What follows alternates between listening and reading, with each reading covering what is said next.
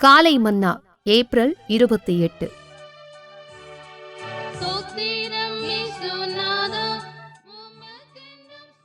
சமாதானத்தில் மறித்தல். தானியம் ஏற்ற காலத்திலே அம்பாரத்தில் சேருகிறது போல முதிர் வயதிலே கல்லறையில் சேருவீர். யோபு 5:26. இது தேவனோடு நடக்கும் தேவ பிள்ளைகளுக்குரிய மேன்மையானதொரு வாக்குத்தத்தமாகும். தானியமானது நன்றாய் விளைந்து பக்குவமடைந்ததாயும் உபயோகிக்கத்தக்கதாயும் இருக்கும்போதுதான் அம்பாரத்தில் கொண்டு வரப்படுகிறது. நாம் உபயோகமற்றவர்களாகவும் மற்றவர்களுக்கு பாரமாகவும் இருக்கும் காலத்தில் அல்ல, அனைவருக்கும் மிக உபயோகமாகவும் பெரும் ஆசீர்வாதமாகவும் இருக்கும்போதுதான் நாம் மரிக்க வேண்டும். ஆபிரகாமுக்கு தேவன் அளித்த வாக்குத்தத்தத்தை கவனியுங்கள். நீ சமாதானத்தோடே உன் பிதாக்களிடத்தில் சேருவாய், நல்ல முதிர் வயதிலே அடக்கம் பண்ணப்படுவாய்.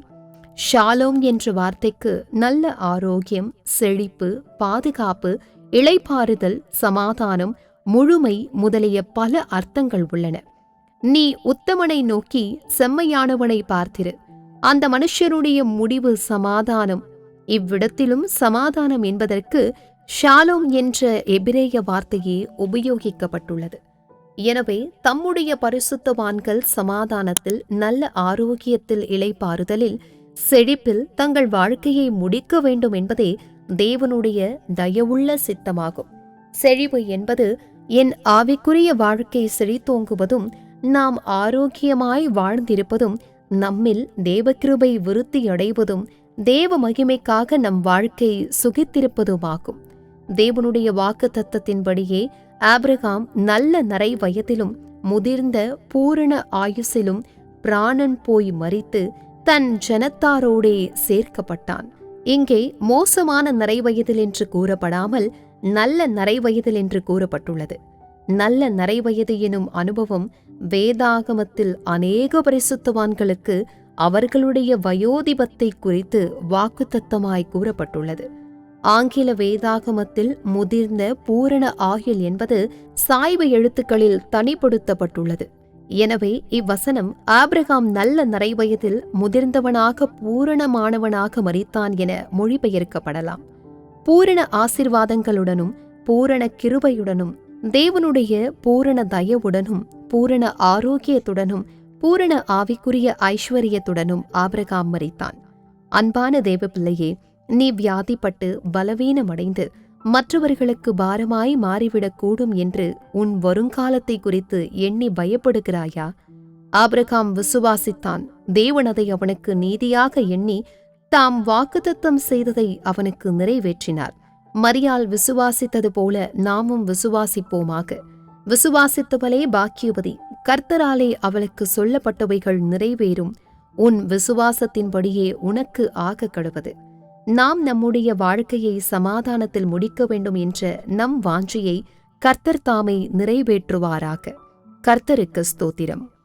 Morning Manna April 28, 2026.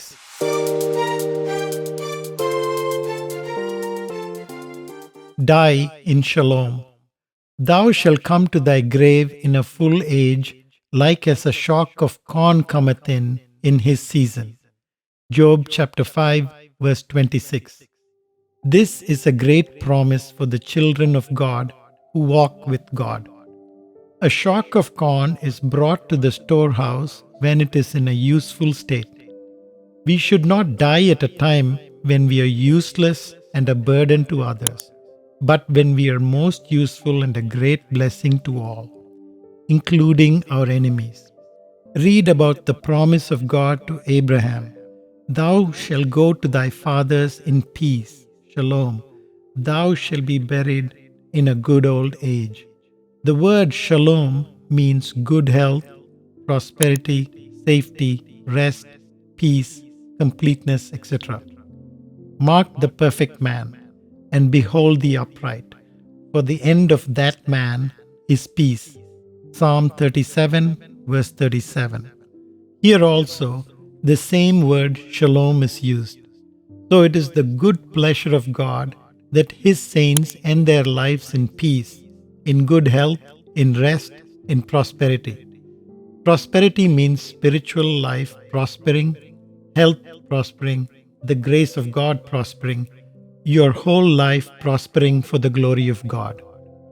We read that according to God's promise, Abraham gave up the ghost and died in a good old age, an old man and full of years. Genesis chapter 25, verse 8. It doesn't say in a bad old age, but in a good old age. This experience of a good old age was promised to a number of saints in connection with their old age. The words of years in Genesis 25:8 are in italics in the Bible. So the verse could be read as Abraham died in a good old age, an old man and full. He died full of blessings, full of grace, full of the goodness of God, full of health, full of spiritual wealth. Dear child of God, are you afraid of your future, thinking you will become sick and weak and be a burden to others? It shall be unto you according to your faith. Abraham believed what the Lord had promised to him, and God counted it as righteousness and performed it. Let us believe as Mary did.